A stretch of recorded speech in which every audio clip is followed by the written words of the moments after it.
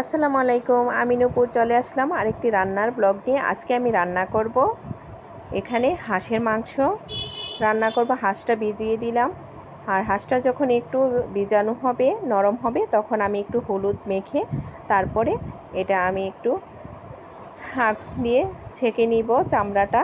আর এই যে হাঁসটাও ভিজানো হয়ে গেছে, আর এখন আমি হলুদ মাখিয়ে এটা ছেঁকে নিলাম। আর এখন আমি কেটে ভালো করে ধুয়ে পরিষ্কার করে সব কিছু মশলা দিয়ে এখানে বসিয়ে দিব। এখানে বেশি করে আমি পেঁয়াজ কুচি দিয়েছি, আদা বাটা, রসুন বাটা, জিরা বাটা, তারপরে দিলাম হলুদ, মরিচ, ধনিয়া, তারপরে দিলাম গরম মশলার সব কিছু দিয়েছি, এলাচি, দারচিনি, লং দিয়ে সরিষার তেল দিয়ে বসিয়ে দিলাম, লবণ দিয়ে। আর এই যে দেখেন আমি কিন্তু হাঁসটাতে অনেক জাল দিয়েছি, আর একটু ভালো করে নাড়াচাড়া দিয়ে দিলাম।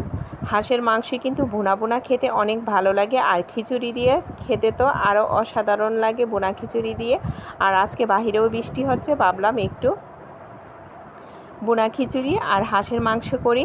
এটা কয়েকদিন আগের ভিডিও ছিল, এটা আর আপলোড করা হয়নি, ভাবলাম আজকে আমি আপলোড করে দিই। আর এই যে দেখেন এখানে আমি পোলাওর চাল আর হয়েছে এখানে নিয়েছি মুসুরির ডাল আর খেসারির ডাল একসঙ্গে নিয়ে ভালো করে ধুয়ে পরিষ্কার করে। আর এখন আমি সব মশলা একসঙ্গে দিয়ে দিলাম, সব মশলা একসঙ্গে মাখিয়ে এখন আমি ভুনা খিচুড়িটা বসিয়ে দিব। আর এখন ঢাকনা দিয়ে ঢেকে দিলাম। আর এদিক থেকে আমার হাঁসের মাংসটাও হয়ে আসছে। এই যে দেখেন হাঁসটাতে একটু পানি দিয়েছিলাম কষানোর জন্য, আমি আবার একটু পানি দিব। আর এখন আমি কাঁচামরিচও দিয়ে দিলাম।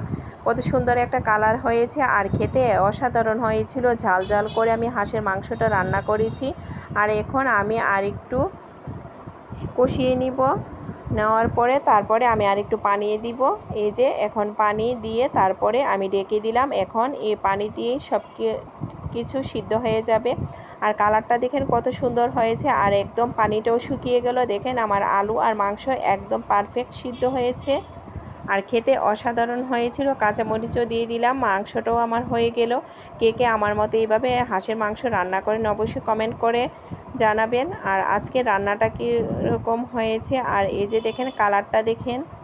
হাঁসের মাংস পছন্দ করে না এমন কেউ নেই, সবাই হাঁসের মাংস পছন্দ করে, কিন্তু যারা অ্যালার্জি আছে তারা একটু হাঁসের মাংসটা বেশি অ্যাভয়েড করে। কিন্তু কি আর করব, ভুনা খিচুড়ি দিয়ে খেতে ইচ্ছে করলো তাই করে ফেললাম। আর আজকের ভিডিওটা যদি ভালো লেগে থাকে অবশ্যই লাইক, কমেন্ট, শেয়ার করবেন। আর এই যে ফাইনাল লুক দেখেন, খিচুড়ি দিয়ে খেতে অসাধারণ হয়েছিল।